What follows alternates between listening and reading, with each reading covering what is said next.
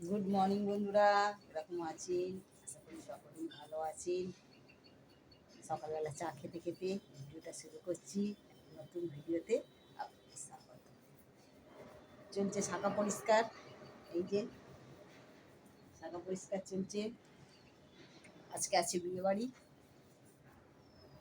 ভেবেছিলাম একদম রিসেপশানে যাব, কিন্তু যাদের বিয়ে বাড়ি তারা ছাড়ছে না, বলছে না গায়ে হলুদে এসো একবার, তারপরে বিয়েতেও আসতে হবে, বৌভাতেও আসতে হবে। সেই জন্য বলেছিল, আগে থেকেই নেমন্তন্ন করেছিল, কিন্তু আমরা ঠিকঠাক করেছিলাম যে যাবো না, একদম বৌভাতেই যাব। কিন্তু এখন ফোন করে তোড়জোড় চলছে, ফোন করে বলছে আসতে হবে, সেই জন্যেই তার প্রস্তুতি চলছে। এই যে শাখা পরিষ্কার চলছে। চলো, কালকে তো আকাশটা মেঘলা হয়েছিল, এই যে আজকেও আকাশটা মেঘলাই আছে। চলো আগে আগে কি হয় দেখো। আশা করি ভিডিওটা ভালো লাগবে। চলো, সবাইকে গুড মর্নিং জানিয়ে শুরু করলাম চা খেতে খেতে। চলো আবার দেখা হচ্ছে। চান পুজো করে নিচ্ছি বন্ধুরা। চলো এবার দেখি রেডি হব, যাব গায়ে হলুদে, সেই জন্যে রেডি হব। শাড়ি অনেকগুলো বের করেছি, এখন কোনটা পরবো ঠিক করতে পারছি না। এই একটা বের করেছি, এই একটা, আর এই একটা, এই তিনটে বের করেছি, কিন্তু কোনটা পরবো ঠিক বুঝতে পারছি না। কোনো অকেশান আসলে, বিয়ে বাড়ি আসলে তখন মনে হয় ঠিক মতন শাড়ি নেই, শাড়ির সঙ্গে ব্লাউজ পাচ্ছি না, ঠিক মতন সেটিং হচ্ছে না, এই রকম। ওয়ার্ড্রপে শাড়ি তখন যেন মনে হয় কিছুই নেই আমার পরে যাবার মতন। আমার ওয়ার্ড্রপের শাড়ি পছন্দই হচ্ছে না, কি পরে যাব তখন মনে হয়। বন্ধুদের সাথে কি এরকম হয় বন্ধুরা? আমাকে কমেন্ট করে জানিও তো। আমার সাথে তো এরকম খুবই হয়। শাড়ি এই যে পুরো বিছনা ভর্তি হয়ে গেছে, শাড়ি বের করে ফেলেছি, কিন্তু কোনটা পরে যাব সেটাই ঠিক করতে পারছি না।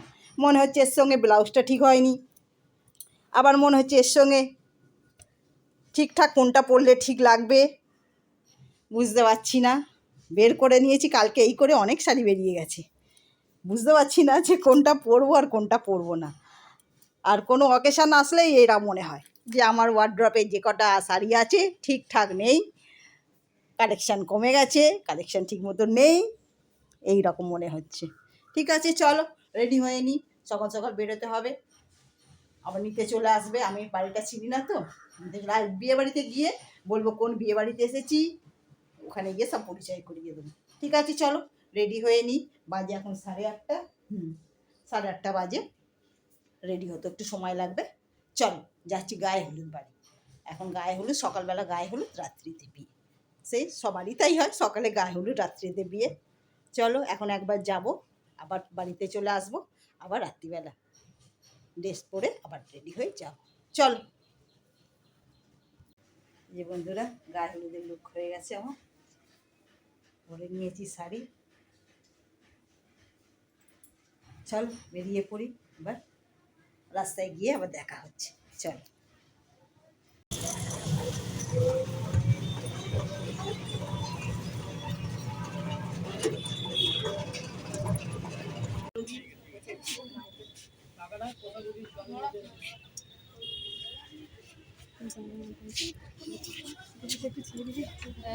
রোদটা পছন্দ, রাত থেকেও ব্যাপার করতে হবে।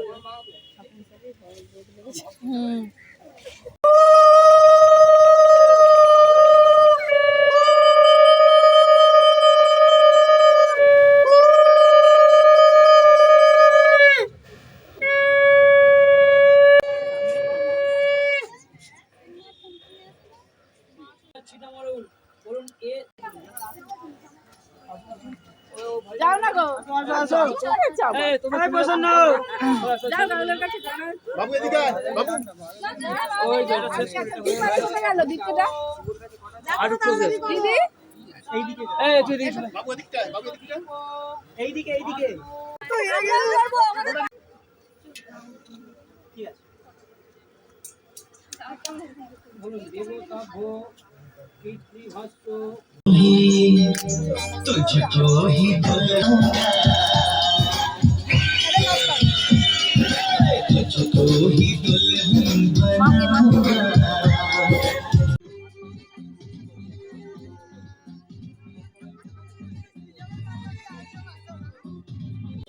বন্ধুরা যাচ্ছি এখন গঙ্গার পাড়ে ছেলেকে স্নান করাতে।